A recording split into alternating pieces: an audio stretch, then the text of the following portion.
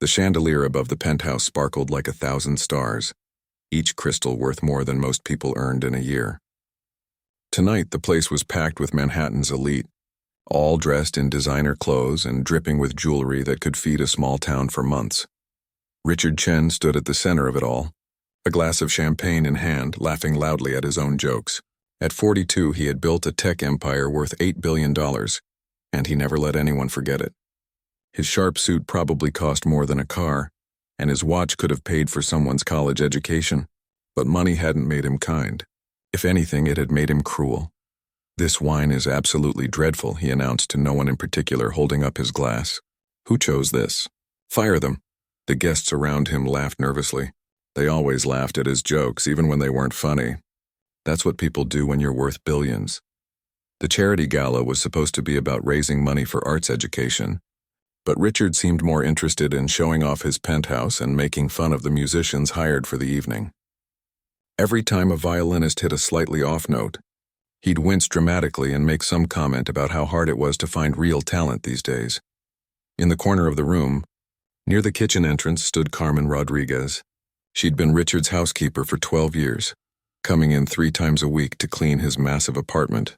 At 56, she had kind eyes that had seen too much struggle and hands that were rough from years of hard work.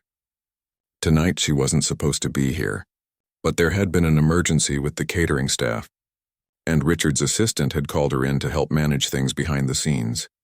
Carmen tried to stay invisible, the way she'd learned to do over the years. Rich people didn't like seeing the help unless they needed something. She moved quietly along the walls, making sure water glasses were filled and empty plates were cleared. Her daughter Isabella was waiting in the service hallway downstairs.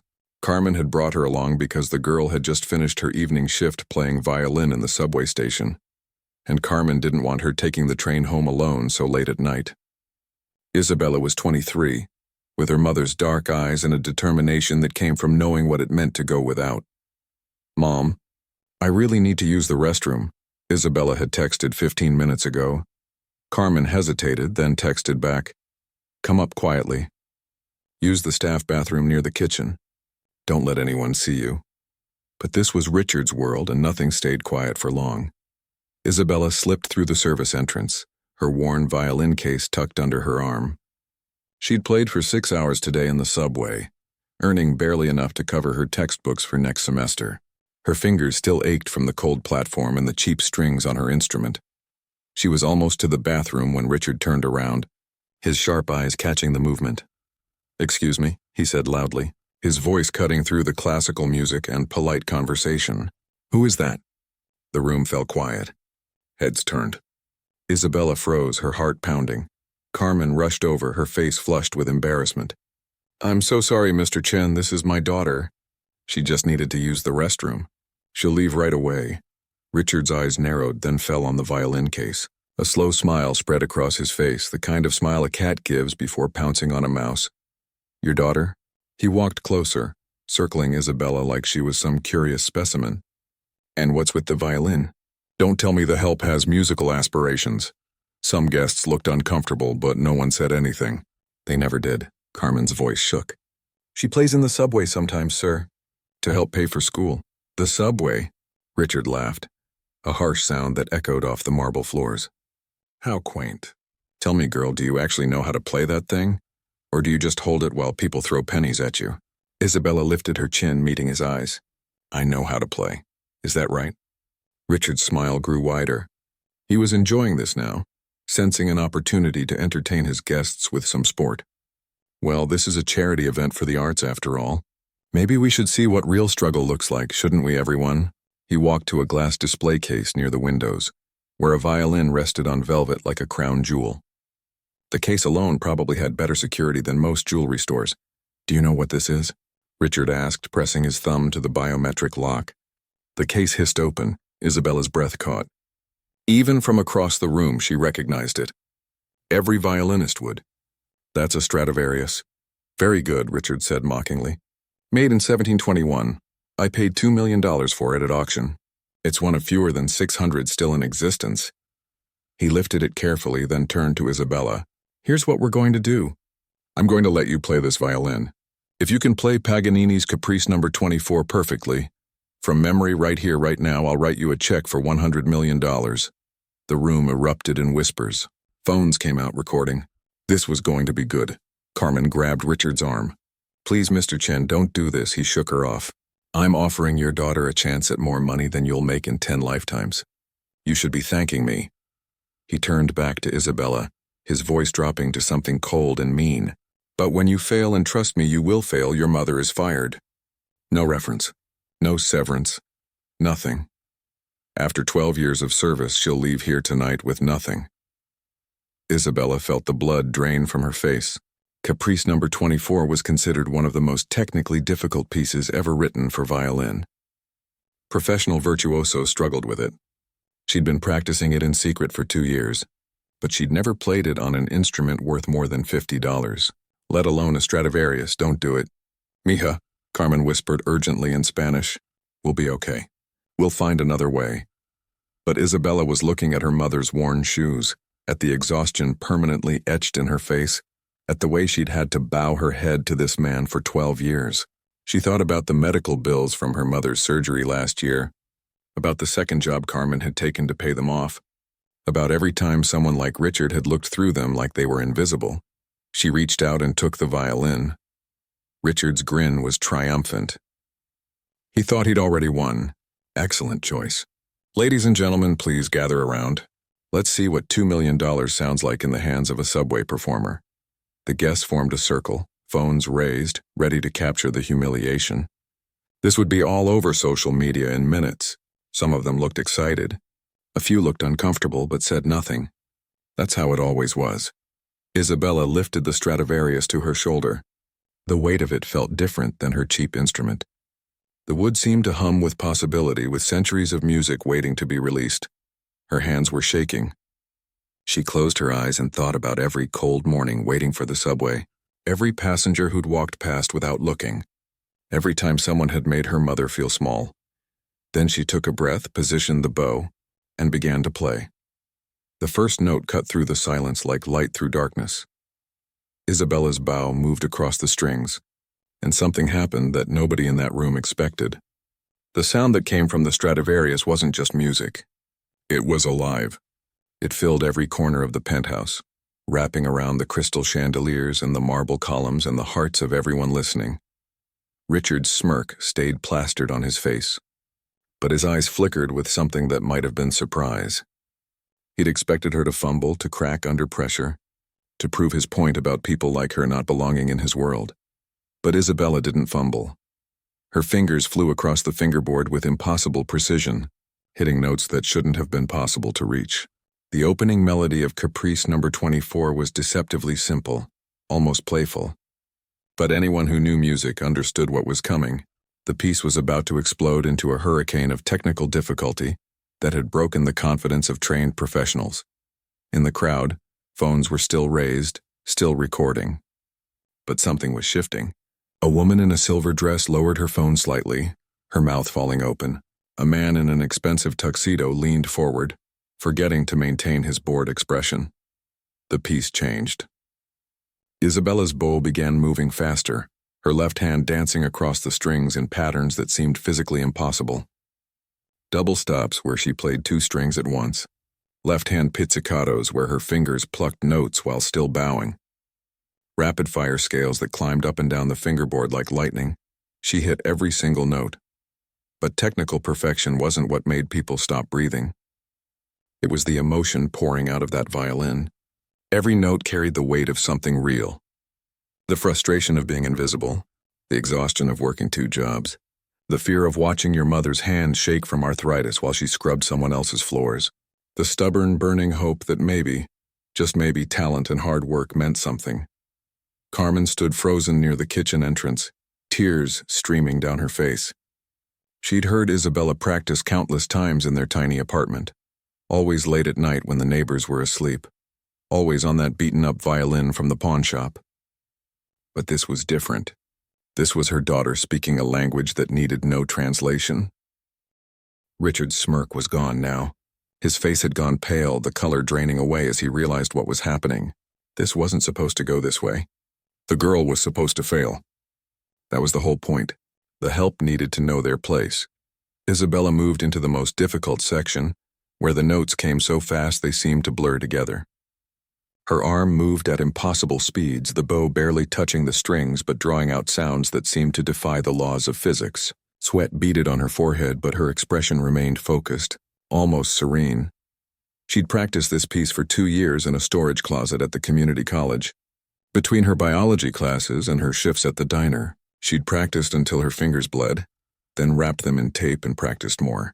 She'd practiced while other students her age were out having fun, building normal lives, doing all the things young people were supposed to do. Every second of that practice was in her playing now. An older woman in the crowd gasped. She was dressed elegantly, her gray hair pulled back in a sophisticated bun. Her hand went to her chest, and actual tears started running down her carefully made-up face. She took a step forward, then another, moving closer to Isabella as if drawn by a magnet. Richard noticed. His jaw clenched. This was spiraling out of his control. The piece climbed toward its finale. Isabella's whole body was involved now, swaying with the music, her eyes closed, completely lost in the moment. The Stradivarius sang like it had been waiting 300 years for these exact hands, this exact heart to unlock what it could truly do. The final section was a series of variations, each one more complex than the last. Isabella played through them all flawlessly, building toward the climax. The last variation was pure fire, notes cascading over each other in a torrent that seemed impossible for one person and one instrument to create. And then, the final chord. Isabella held it, letting it ring out across the penthouse, the sound gradually fading into absolute silence. For 3 full seconds, nobody moved. Nobody breathed. Then the older woman who had been crying started to clap. Her hands came together slowly at first, then faster, harder. The sound echoed in the stillness. Someone else joined her. Then another person. Then another. Within seconds, the entire room erupted. People were on their feet, applauding, some of them wiping their eyes. The phones were forgotten now. This wasn't about capturing content anymore. This was about witnessing something real, something extraordinary, something that reminded them there was more to life than stock portfolios and designer labels. Isabella slowly lowered the violin, her arms shaking from exhaustion and adrenaline.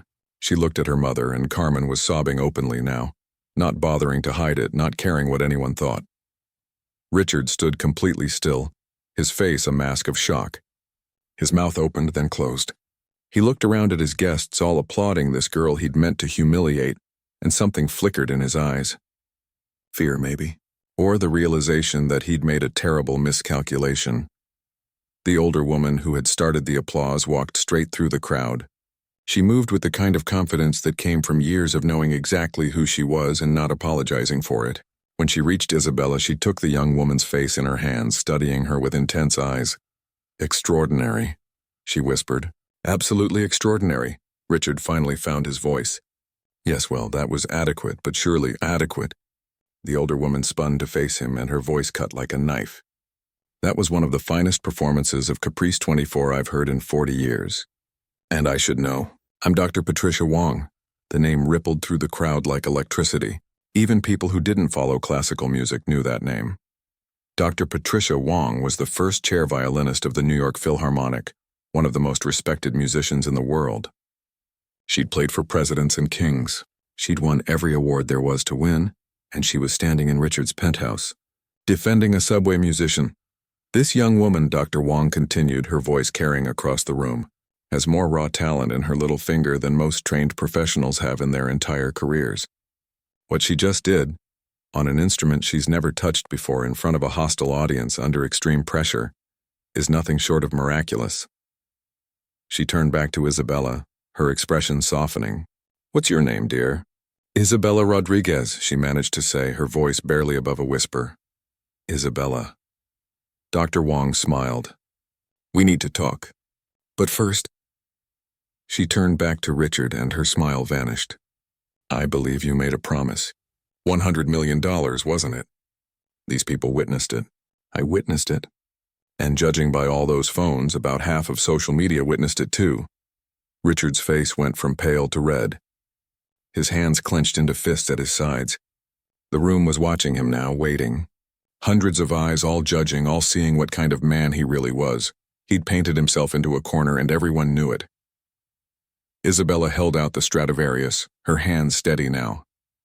"Your violin, Mr. Chen." He took it mechanically, barely looking at it. His mind was clearly racing, trying to find a way out, some escape route from the trap he'd built for himself. But there was no way out. Not with this many witnesses. Not with Dr. Patricia Wong standing there like a guardian angel made of steel and classical music. The silence stretched on, heavy and uncomfortable. Someone coughed. Somewhere in the back, a phone buzzed with an incoming message. Richard cleared his throat. "I think," he said slowly, "that we need to discuss the terms." Richard's words hung in the air like smoke. Discuss the terms. As if he could negotiate his way out of a promise made in front of 100 witnesses. Dr. Patricia Wong crossed her arms. "There are no terms to discuss. You made a bet. She won. Simple as that." "Now hold on," Richard said, his voice taking on that smooth tone he used in boardrooms when he was about to crush someone. "Let's be reasonable here. The girl played well, I'll admit that. But one performance doesn't mean one performance." Dr. Wong's laugh was sharp and bitter. "Mr. Chen, do you have any idea what you just witnessed? That piece is considered nearly impossible. Most professional violinists won't even attempt it in public, and she played it perfectly. On an instrument she'd never touched before. After a long day of work, without warm-up, without preparation." Isabella stood quietly, still holding her ground, though her legs felt like they might give out any second. Carmen had moved closer, standing just behind her daughter, ready to catch her if she fell. Richard tried a different approach. "Look, I'm a generous man. I'll write her a check for, say, 50,000. That's more than fair for a street performer. It'll pay for school and 100 million, Dr. Wong said coldly. That was your offer. In front of all these people. You don't get to change it now because you lost. Phones were definitely recording now. Someone in the back was live streaming." Richard could see his carefully built reputation starting to crumble in real time. He forced a laugh. "This is ridiculous." It was obviously a joke. Entertainment for the gala. Nobody actually expected. "I have a better idea," Dr. Wong interrupted. "Why don't we talk about how I know Isabella? Would that be entertaining for your guests?" Isabella's eyes widened. She looked at Dr. Wong with confusion and something like panic. Richard frowned. "What are you talking about?" Dr. Wong turned to face the crowd, her voice carrying across the room like she was addressing a concert hall. 3 years ago, I was running late for a rehearsal. I decided to cut through the subway station at 59th Street instead of catching a cab, and I heard something that made me stop dead in my tracks. She paused, and you could have heard a pin drop. Someone was playing Vivaldi's Winter, the fourth movement, and they were playing it beautifully. Not just technically correct, but with real understanding, real feeling. I followed the sound and found a young woman with a violin that looked like it might fall apart at any moment. She had an open case with maybe $3 in coins and a cup of coffee that had probably gone cold an hour ago. Isabella felt tears prickling her eyes. She remembered that day. She'd been so embarrassed when the elegant older woman had stopped to listen. "I stood there for 20 minutes, Dr. Wong continued. I missed my rehearsal. I didn't care. I was listening to someone who had a gift. A real gift. The kind that comes along maybe once in a generation. So when she finished, I introduced myself." Carmen gasped softly. She'd never known this part of the story. "I offered to teach her," Dr. Wong said, "free of charge. But she refused. She said she couldn't afford to take time away from her jobs. She was working as a waitress during breakfast and lunch shifts, playing in the subway in the evenings and taking classes at community college whenever she could fit them in. She was trying to become a doctor because that was practical, that was safe, that was what made sense for someone in her position." Dr. Wong's voice softened. "But I'm stubborn. I kept coming back to that subway station, every Tuesday and Thursday evening. Finally, she agreed to let me teach her for 1 hour a week. We'd meet at midnight in a practice room at the college that she had access to. Midnight, because that was the only time she wasn't working or studying. The crowd was completely silent now. Several people looked uncomfortable, probably thinking about their own children who'd had every advantage, every opportunity handed to them on a silver platter. For 3 years, Dr. Wong said, I watched this young woman work harder than anyone I've ever met. She practiced on a violin that was barely functional. She showed up exhausted, sometimes so tired she could barely stand, but she never missed a lesson, not once. And she got better and better and better. She turned to look at Richard and her eyes were fierce. 6 months ago, I submitted an audition tape to Juilliard. I didn't tell Isabella I was doing it. I knew she'd refuse, say it was impossible, that she couldn't afford it. I submitted it under an anonymous recommendation. Do you know what happened? Richard said nothing. His face was stone. She was accepted, full scholarship. They said her audition was one of the best they'd seen in a decade. But she couldn't go. Do you know why? Dr. Wong's voice was rising now, anger bleeding through. Because a scholarship covers tuition. It doesn't cover rent. It doesn't cover food. It doesn't cover the medical bills from her mother's surgery last year. It doesn't cover the fact that her mother would lose income while Isabella was in school. So she turned it down. She turned down Juilliard to keep working double shifts at a diner and playing in subway stations. Carmen was crying openly now, her hand over her mouth. Isabella had never told her about Juilliard. She'd hidden the acceptance letter in a drawer and tried to forget about it. And now, Dr. Wong said, turning back to the crowd, this man brought her up here as a joke, as entertainment. He wanted to humiliate her in front of all of you to prove some sick point about people who weren't born with money. A woman in the crowd spoke up, her voice shaking. I think I'm going to be sick. She was staring at Richard like she was seeing him for the first time. A man in a dark suit stepped forward. Isabella recognized him vaguely from business magazines. Richard, I'm on the board of your company. This is unacceptable. Oh, come on, Richard said, but his voice lacked conviction now. You're all being dramatic. It was just what? Another board member spoke up. Just bullying? Just cruelty? I've heard rumors about how you treat staff, but I never believed them. I'm believing them now. Someone else in the crowd raised their phone. This is already trending on social media. The video has 50,000 shares and counting. Richard's face went white, actually white. Like all the blood had drained straight out of his body, Dr. Wong wasn't finished. I want everyone here to understand something. The performance you just witnessed? Isabella prepared that piece on her own time. I never taught it to her. She learned it from watching videos on her phone during subway breaks. She practiced it in a storage closet because she didn't want to bother her neighbors. She did all of this while working 60-hour weeks and maintaining a 3.9 GPA in pre-med. She walked over to Isabella and put a hand on her shoulder. This is what real talent looks like. This is what real dedication looks like. And this man tried to crush it for sport. A phone buzzed. Then another. Then several at once. People were checking their devices, their faces going pale as they read. It's on CNN, someone whispered. Bloomberg picked it up. Oh my God, the stock is dropping. Richard grabbed his own phone, his fingers shaking as he scrolled. His face went from white to gray. The video was everywhere. Millions of views. Thousands of comments. His companies were being flooded with calls for boycotts. His board members were already getting emails demanding his resignation. Everything he'd built, every carefully crafted image of himself as a self-made philanthropist, was collapsing in real time. Dr. Wong's voice cut through his panic. You made a promise, Mr. Chen. $100 million. Every person in this room heard it. The whole world heard it now. So here's what's going to happen. You're going to keep your word, or you're going to lose everything else too.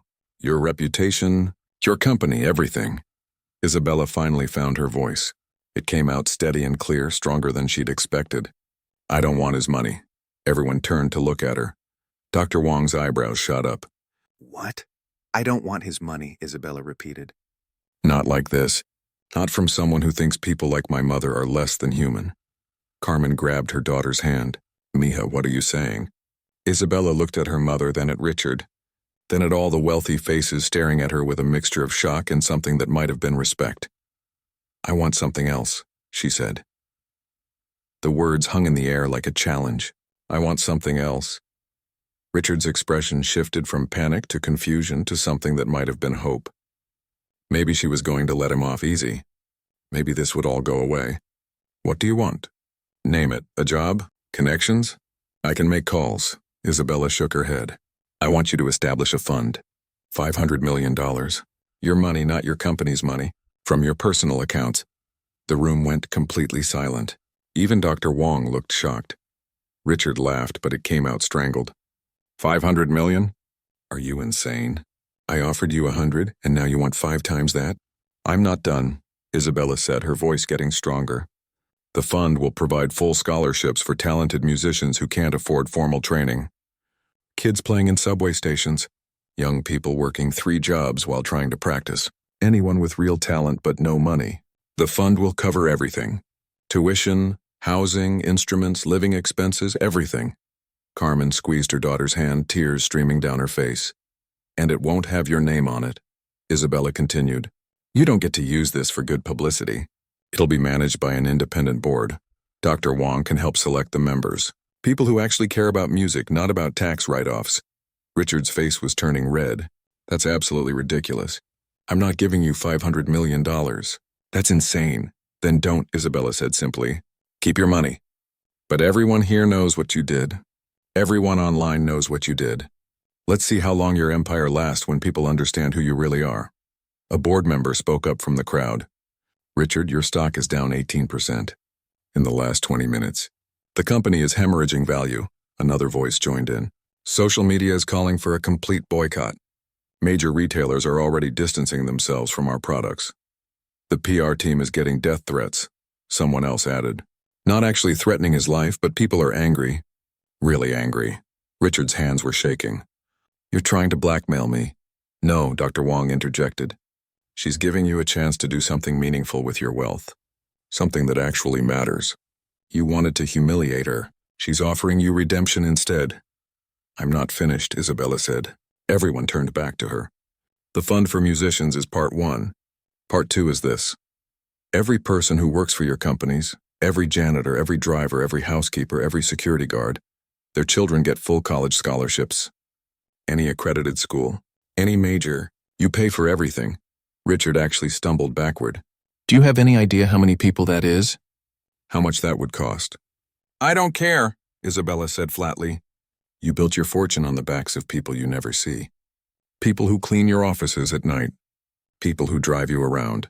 People like my mother who scrub your floors while you throw parties that cost more than they earn in a year. Their kids deserve a chance too. A younger woman in the crowd started clapping. Then another person joined.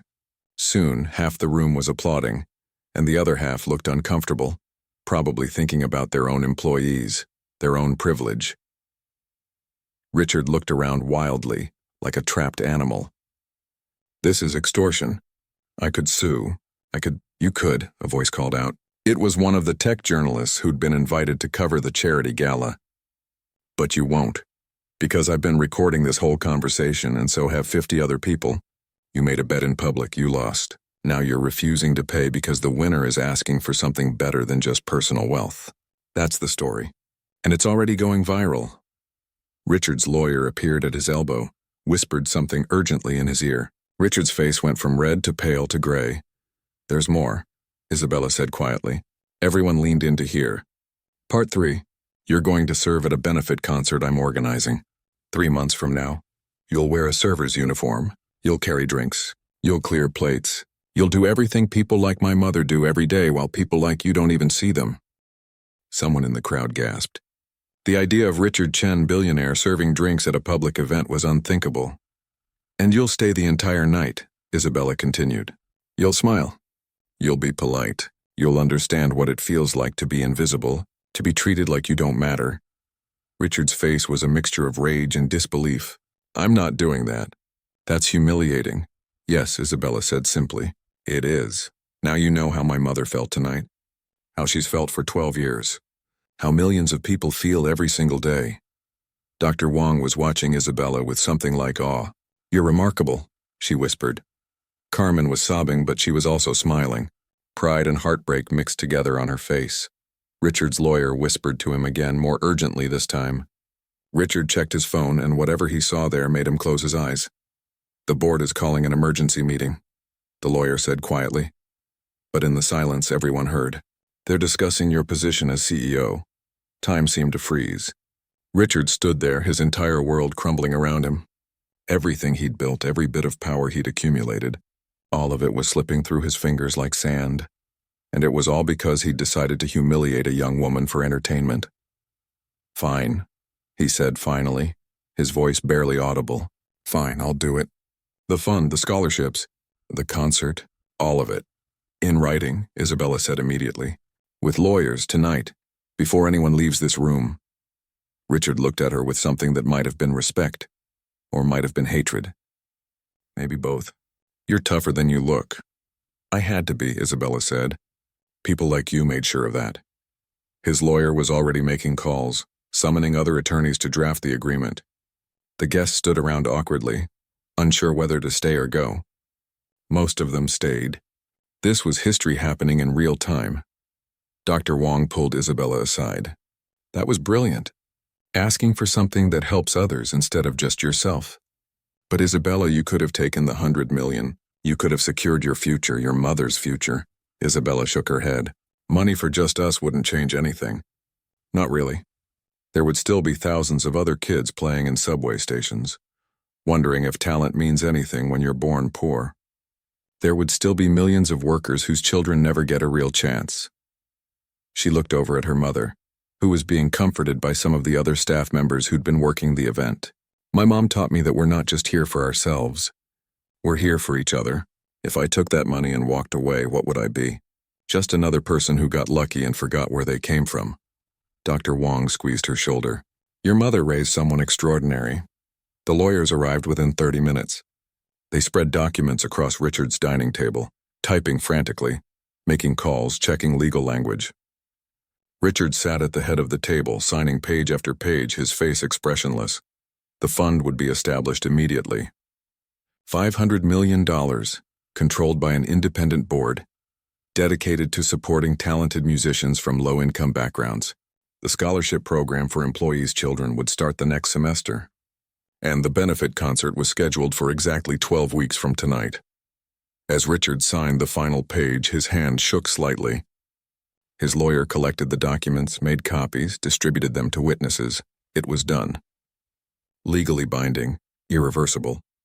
Isabella watched it all happen, still hardly believing it. Hours ago, she'd been playing violin in a subway station, hoping to make enough for bus fare. Now she'd just changed thousands of lives. Dr. Wong announced that she'd be personally enrolling Isabella at Juilliard for the spring semester. The scholarship she'd turned down would be there waiting. And now, with the employee scholarship program, Carmen wouldn't have to worry about lost income. As the guests finally started to leave, many of them stopped to shake Isabella's hand, to apologize for not speaking up sooner, to promise they'd do better. Some of them meant it. Some of them were just covering themselves. Isabella could tell the difference. Richard didn't look at her as he walked past, heading to his bedroom. But as he reached the doorway, he paused. That piece you played, he said without turning around. Where did you learn it? YouTube videos, Isabella said. And a storage closet. And 1,000 hours of practice that nobody saw. He nodded slowly, then disappeared into his room. Carmen finally approached her daughter, pulling her into a tight embrace. I can't believe you did that. I can't believe any of this. Someone had to, Isabella said softly, and it wasn't going to be anyone else in this room. They left the penthouse together an hour later, after everything was signed and witnessed and legally secured. As they walked to the subway station, Isabella carrying her cheap violin case once again, Carmen kept shaking her head in disbelief. $500 million, she whispered. Mija, do you understand what you just did? Isabella smiled, exhausted but content. I played a song, Mama, that's all. I just played a song. But they both knew it was so much more than that. The real performance, Isabella thought, was just beginning. 3 months passed faster than Isabella could have imagined. The story had exploded beyond anything she'd anticipated. Within 24 hours of that night, the video had been viewed over 50 million times. News outlets from every major network wanted interviews, talk shows called, magazines offered features. But Isabella declined almost everything. She wasn't interested in fame. She had work to do. The fund was established within 2 weeks. The board Dr. Wong assembled included music teachers from underfunded schools, former scholarship students who'd made it big, and social workers who understood what poverty actually looked like. They started accepting applications immediately. The response was overwhelming. Thousands of young musicians from across the country sent in audition videos, kids playing beat-up guitars in trailer parks, teenagers singing in church choirs while working night shifts. young people with talent burning inside them and nowhere for it to go. The board worked around the clock, reviewing applications, arranging auditions, processing scholarships. By the end of the first month, they'd awarded full rides to 87 students. By the end of the second month, it was 212. Isabella's life had transformed too. She'd started classes at Juilliard in a special winter intensive program. Walking through those halls felt surreal. She'd spent so many years believing places like this weren't meant for people like her. Her classmates treated her like royalty at first, which made her uncomfortable. But gradually they realized she was just another student, working hard, staying late to practice, struggling with the same difficult pieces everyone else struggled with.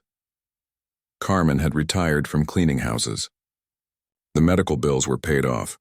For the first time in decades, she could breathe without the weight of financial panic crushing her chest.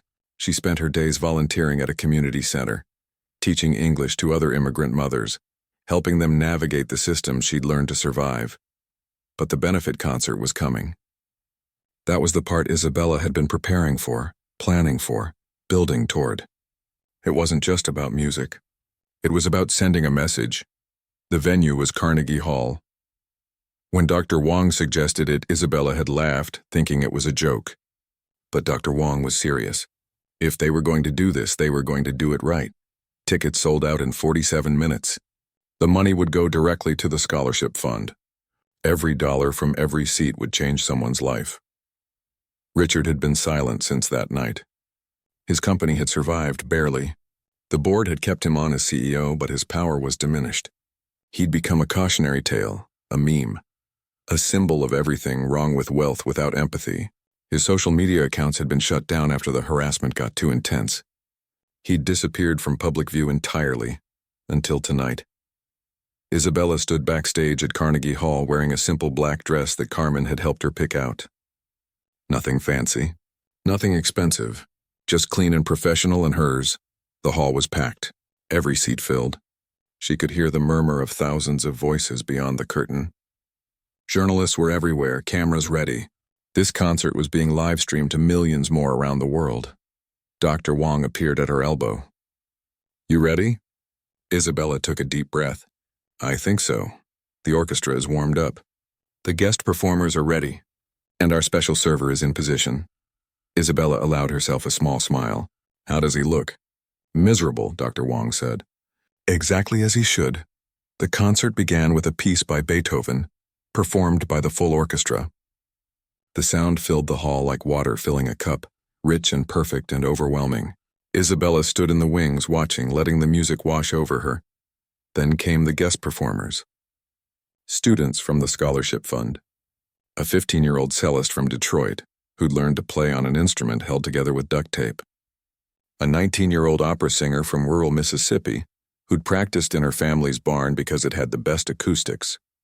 A 17-year-old pianist from the Bronx who'd taught himself by watching videos because his school had cut the music program. Each performance was introduced with their story, where they came from, what they'd overcome, what the scholarship meant to them. The audience was crying by the third performance. Even the journalists had put down their cameras, just listening, just feeling. And through it all, Richard Chen moved through the crowd in a server's uniform. White shirt, black vest, black pants, a tray in his hands. He poured water. He collected empty glasses. He smiled politely when people thanked him. Though the smile never reached his eyes, some people recognized him. There were whispers, pointed looks, a few people who deliberately ignored him. But he kept moving, kept working, kept doing what he'd promised to do. Isabella watched him from the stage during one of her breaks between performances. He looked smaller somehow, less impressive. Just a man in a uniform doing a job, being invisible. Finally, it was time for her performance. The final piece of the night, Dr. Wong walked onto the stage to introduce her. "Ladies and gentlemen, 3 months ago, a video went viral that changed a lot of lives. Tonight, we're here because of what happened that night. But more importantly, we're here because of what happens next. Please welcome Isabella Rodriguez." The applause was deafening. Isabella walked onto the stage, her violin in hand, the same cheap instrument she'd been playing that night in the subway. She could have borrowed a better one, a professional instrument from the school. But this violin had been with her through everything. It deserved to be here too. She stood at the microphone, waiting for the applause to die down. "Thank you," she said simply. 3 months ago, I was asked to play an impossible piece of music in front of people who expected me to fail. Tonight, I want to play something different, something I wrote. She lifted her violin. "I call this piece Invisible Hands. It's dedicated to my mother, and to every person who works jobs that nobody sees, who keeps the world running while others take the credit, who raises children and builds lives and creates beauty in the small moments that no one's watching." The lights dimmed. A single spotlight remained on Isabella. She began to play. The piece started quietly, almost hesitantly. A simple melody that spoke of early mornings and tired hands and dreams deferred. It built slowly, adding layers, becoming more complex, more urgent, more alive. She poured everything into it. Every subway platform. Every double shift her mother had worked. Every moment she'd practiced in that storage closet while the rest of the world slept. Every time someone had looked through her like she was invisible. But the piece didn't stay sad. It transformed. The melody became stronger, more confident, more hopeful. It spoke of resilience and strength and the unbreakable human spirit that refuses to be crushed no matter how heavy the weight. The music filled every corner of Carnegie Hall. People in the audience were openly weeping. Even some of the orchestra members had tears on their faces. And in the back, refilling water glasses with shaking hands, Richard Chen stopped moving. He just stood there, tray in hand, listening. Really listening. Maybe for the first time in his life. When the final note faded, there was a moment of absolute silence. Then the audience rose as one, applauding, cheering, some of them shouting. The standing ovation lasted 7 minutes. Isabella stood on that stage, overwhelmed, tears streaming down her face. She found her mother in the front row and Carmen was sobbing, her hands pressed to her heart. After the concert, there was a reception in the lobby. Donors, students, board members, all mixing together. The scholarship fund had raised an additional $40 million that night. 40 million more lives changed. 40 million more chances given. Isabella was surrounded by well-wishers when she felt someone approach from behind. She turned to find Richard standing there, still in his server's uniform. He looked exhausted, humbled, fundamentally changed. "That piece you played," he said quietly. "Your composition." "Yes?" He was quiet for a long moment. "I've been to 1,000 concerts. Spent millions on tickets, on donations, on looking like someone who appreciates art. But I never actually listened before. Not really. I just heard notes. Tonight I heard what music actually means." Isabella didn't know what to say. She'd expected anger from him, or resentment, or that fake politeness rich people use when they're forced to be civil. She hadn't expected this. "I can't undo what I did," Richard continued. "I can't take back the way I've treated people for 40 years. But I can try to do better. Actually try, not just write checks and pretend that's enough." He extended his hand. "Not for a handshake, but palm up, like an offering. I know I don't deserve forgiveness. But thank you for showing me what I'd become." Isabella looked at his hand for a moment, then at his face.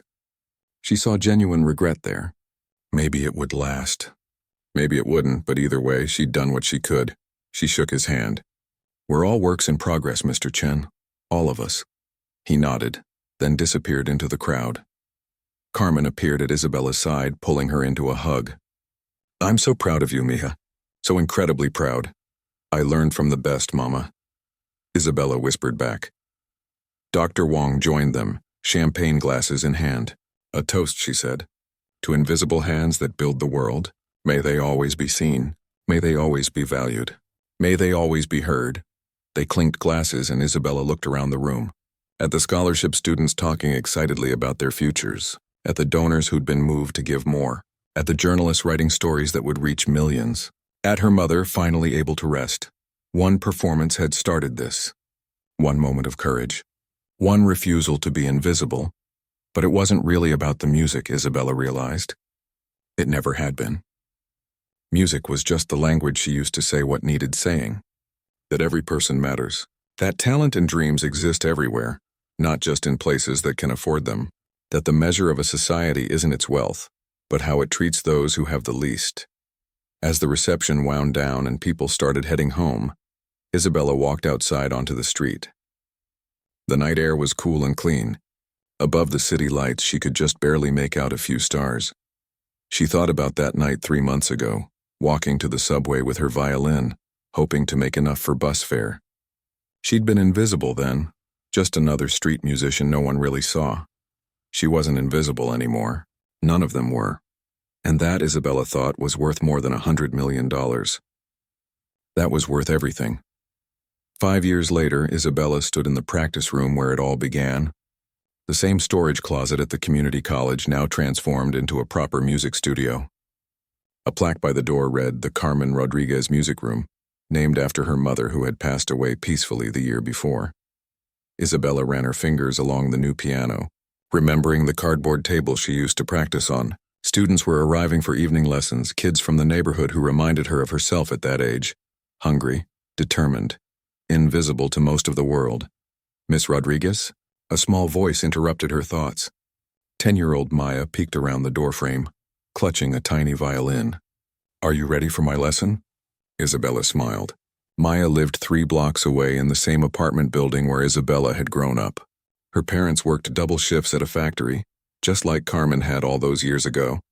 Maya practiced in the laundry room of their building because it was the only place she wouldn't disturb the neighbors. "I've been ready all week," Isabella said, gesturing Maya inside. "Show me what you've been working on." Maya positioned her violin and began playing a simple melody. Her technique was rough, her instrument cheap, but something in her playing made Isabella's chest tight with recognition. This was how it started. This was how dreams began. The scholarship fund had grown beyond anyone's imagination.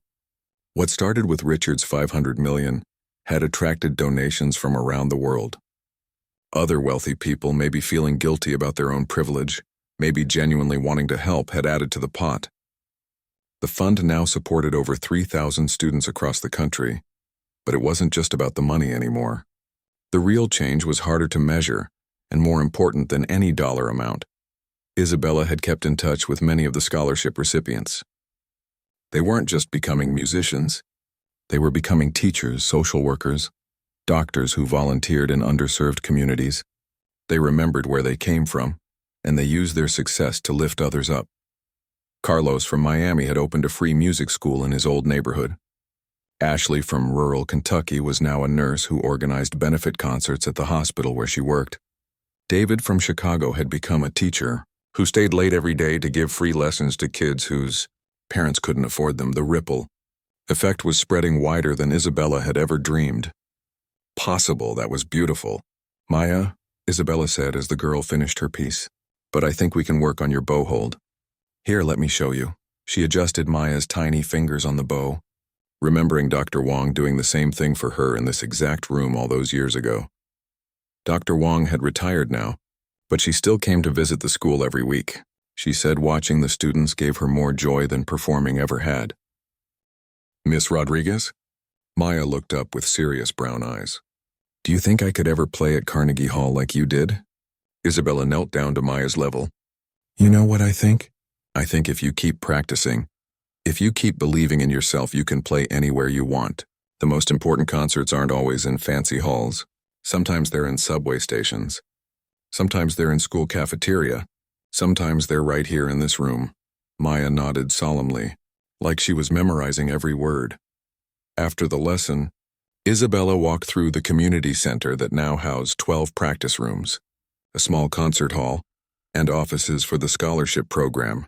The building had been purchased with fund money and turned into a hub for young musicians across the city. In the main office, she found Tyler working late again. He'd been hired as the program director 2 years ago, and he treated every application like it was his own child's future. "How many new applications this week?" Isabella asked, settling into the chair across from his desk. 237, Tyler said without looking up from his computer. "We're going to need to expand the program again." Isabella wasn't surprised. Every time their story was featured in the news, which happened regularly, more applications poured in. Young people who had never thought college was possible suddenly saw a path forward. "What about the corporate program?" she asked. "Any new companies signing up?" Tyler grinned. "Actually, yes. 4 more companies this month committed to providing scholarships for their employees' children, and 3 others are starting their own funds modeled after ours." That had been an unexpected development. After Richard's very public transformation, other CEOs had quietly started examining their own companies, their own treatment of workers. Some of it was probably just good publicity, but some of it seemed genuine. Richard himself had become something of an advocate for worker rights. His company now offered the highest wages in his industry, full health care for families, and education benefits that went far beyond what Isabella had originally demanded. He still wasn't a warm person, probably never would be, but he'd learned to see the people around him as human beings instead of invisible labor. Isabella's phone buzzed with a text from her husband Jake. She'd met him at Juilliard, where he was studying composition. Their wedding had been small and perfect, held right here in the community center with Dr. Wang playing violin and half the scholarship students singing in an impromptu choir. Running late at the hospital, his text read, "Save me some dinner. Love you." Jake was finishing his residency in pediatrics while still composing music on the side. He volunteered at the free clinic on weekends and wrote songs for the kids in the children's ward. Isabella had never imagined she could love someone who understood both sides of her world so completely. "I should head home," Isabella told Tyler. "Jake's working late again." "Before you go," Tyler said, pulling out a folder, "I wanted to show you something special." He handed her an application form. The name at the top made her breath catch. Jennifer Chen. Isabella looked up sharply. "Richard's daughter?" Tyler nodded. "She's 17. Plays cello. Her audition video is incredible, but that's not the interesting part. Look at her essay." Isabella read the personal statement, her eyes growing wider with each paragraph. Jennifer wrote about watching her father's transformation, about feeling ashamed of her privilege, about wanting to use music to bridge the gap between different worlds. She wrote about volunteering at homeless shelters and teaching music to kids in foster care. She wrote about understanding that talent existed everywhere but opportunity didn't. She doesn't want any special treatment because of who her father is, Tyler said. In fact, she asked if she could apply under her mother's maiden name so no one would know. Isabella set down the application. The world was full of surprises. "What do you think?" Tyler asked. "I think we judge applications based on talent and need, not on who someone's parents are," Isabella said. "If she's good enough and wants it badly enough, she deserves the same chance as anyone else." Tyler smiled. "I was hoping you'd say that." Isabella drove home through the city streets past the subway station where she used to play. A young man was there now with a guitar, his case open for donations. She pulled over and dropped a 20 into his case, giving him an encouraging nod. The apartment she shared with Jake was small but comfortable. Nothing fancy, nothing excessive. They could afford more now. Isabella's performances and her salary from the foundation paid well, but they'd both grown up with less, and they didn't need much to be happy. Jake was already home when she arrived. Chinese takeout containers spread across their tiny kitchen table. "How was your day?" he asked, kissing her cheek. "Good, complicated. New application came in that's going to make things interesting." She told him about Jennifer Chen while they ate. "The daughter wants to make up for the father's sins?" Jake asked. "Maybe. Or maybe she just wants to do something meaningful with her life. Either way, she deserves a fair shot." After dinner, they sat on their small balcony, listening to the city sounds below. Sirens in the distance, music drifting from open windows, the constant hum of people living their lives. "Do you ever think about that night?" Jake asked. "About how different things would be if you'd just walked away?" Isabella considered the question. "Sometimes, but I don't think I could have walked away, not after he treated my mother like that. Not after he made it clear what he thought of people like us." "You changed everything," Jake said softly. "We all changed everything," Isabella corrected. "Every student who got a scholarship, every teacher who stayed late to give free lessons, every person who decided to see the workers around them as human beings. It wasn't just me." The next morning, Isabella was back at the community center early. She had a full day of lessons ahead of her, plus a board meeting to discuss expanding into 2 more cities. But first, she had a tradition to maintain. Every morning before her lessons started, Isabella played one song in the main hall, just for herself, just to remember. Sometimes it was the Paganini piece that had started everything. Sometimes it was one of her own compositions. Today she played her mother's favorite song, a simple Mexican lullaby that Carmen used to hum while cleaning houses. As the last note faded, Isabella heard footsteps behind her. She turned to find Maya and 3 other young students standing in the doorway, their instruments in hand. "Miss Rodriguez," Maya said shyly, "could we play with you tomorrow morning? We've been practicing together after school." Isabella felt tears prick her eyes. "I would love that." This was how it spread. Not through grand gestures or viral videos, but through small moments of connection, through teachers who cared enough to stay late, through students who lifted each other up, through communities that decided talent mattered more than zip codes. That afternoon, the board meeting went well. They approved funding for programs in Detroit and Phoenix, 2 more cities where young musicians would get chances they'd never had before. Walking home that evening, Isabella stopped at the memorial bench they'd installed outside the community center. Carmen's name was engraved on a small plaque, along with the words, "She taught us that we rise by lifting others." Isabella sat for a moment, watching the neighborhood kids walk by with their instrument cases. Some were heading to lessons at the center. Others were going to school programs that had been strengthened by advocacy from fund alumni. A few were probably heading to subway stations to practice, just like she had. All of them had possibilities now that hadn't existed 5 years ago. Her phone buzzed with a message from Dr. Wong. "Saw the news about the Detroit program. Your mother would be so proud." Isabella smiled, typing back. She already knew this would happen. She always said music was bigger than any one person. The sun was setting as Isabella finally headed home. Tomorrow would bring new students, new applications, new chances to change lives. The work was never finished, but that was okay. The best things in life were the ones worth doing forever. As she walked, Isabella hummed the lullaby she'd played that morning, the same song her mother had hummed all those years ago while building dreams one small moment at a time.